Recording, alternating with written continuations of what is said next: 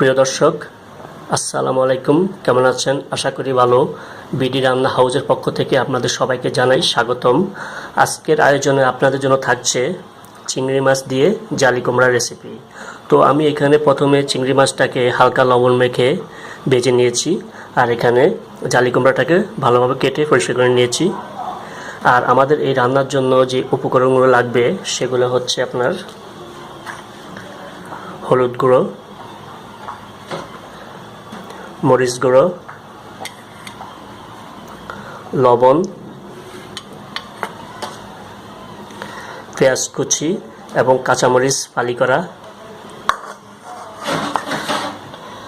আর লাগছে এখানে আমার রসুন বাটা এবং জিরা বাটা। আর আমরা এটার সাথে যেটা মিক্স করব সেটা হচ্ছে গিয়ে নারিকেল। তো নারিকেলটাকে আমরা ভালোভাবে ব্লেন্ড করে নিয়েছি। তো আর লাগবে আমাদের রান্নার জন্য তেল। তাহলে আসুন শুরু করি আমাদের আজকের রেসিপি, চিংড়ি মাছ দিয়ে জালি কুমড়ার রান্না।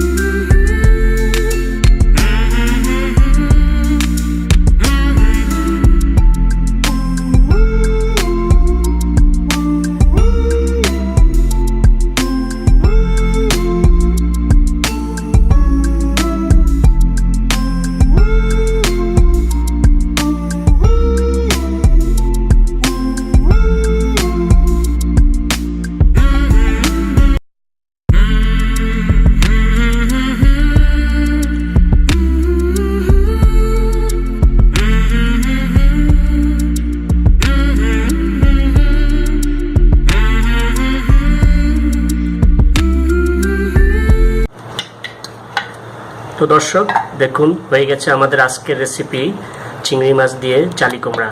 তো আপনারা অবশ্যই ট্রাই করবেন। তো ধন্যবাদ, ভালো থাকেন। আর আমাদের ভিডিওগুলো ভালো লাগলে অবশ্যই লাইক, কমেন্ট ও শেয়ার করে অন্যকে দেখার সুযোগ করে দেবেন। ধন্যবাদ।